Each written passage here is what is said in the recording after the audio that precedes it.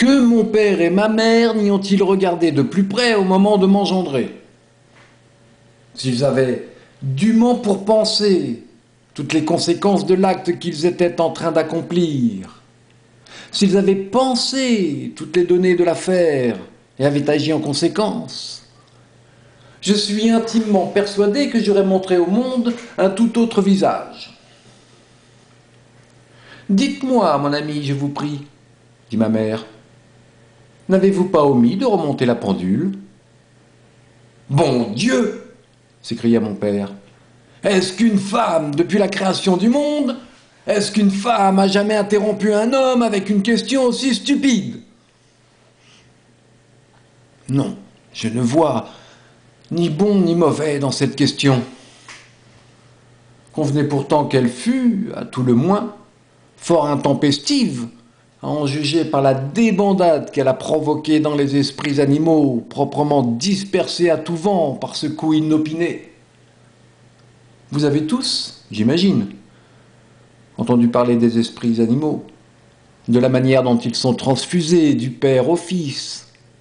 Eh bien, croyez-moi sur parole, le bon sens dont un homme sera nanti, ou la sottise dont il sera affligé, dépendent du mouvement et de l'activité déployée par les dix esprits, des diverses directions que vous leur avez fait prendre, comme au train où vous les avez menés au moment de l'opération en question. L'impulsion, une fois donnée, bonne ou mauvaise, personne ne saurait les en détourner.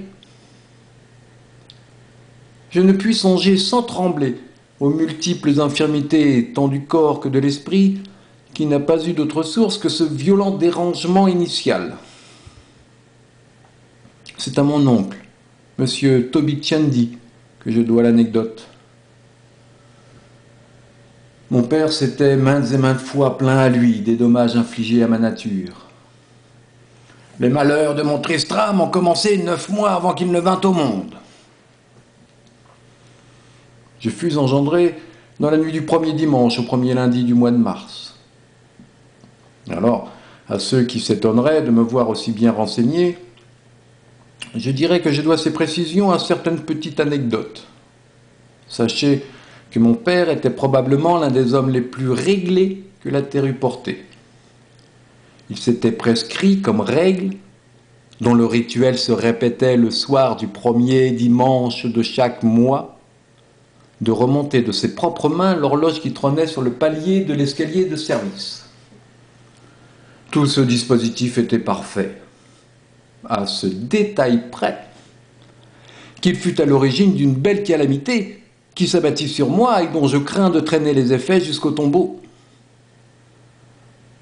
Le 5e jour de novembre, lequel tombait aussi près des 9 mois requis que put l'espérer n'importe quel mari, je, Tristram Shandy, vis le jour dans ce monde infect et calamiteux. Que ne suis-je né dans la Lune ou dans n'importe quelle autre planète? Sur aucune, je n'eusse essuyé pire désastre que sur cette planète de turpitude et de fange que nous habitons.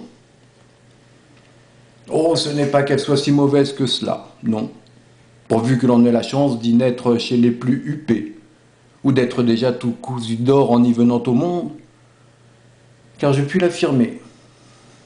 Ma foi, depuis l'heure où je commençais d'y respirer jusqu'à l'heure présente où me voici presque totalement privé de souffle par la faute de cet asthme, je fus le jouet perpétuel de ce que le monde nomme fortune. Certes, je ne me montrerai point injuste envers elle. Pourtant, force m'est d'affirmer qu'elle a fait pleuvoir sur moi le plus incroyable déluge de mésaventures et d'accidents contraires, parfaitement calamiteux. Je vous ai dit quand je suis né, mais je ne vous ai pas dit comment. Ce détail-là, je le mets de côté. Vous et moi, ne sommes-nous pas l'un à l'autre de parfaits inconnus? Il n'eût donc guère été convenable de nous faire entrer d'un coup dans trop de détails touchant à ma personne. Ayez un peu de patience.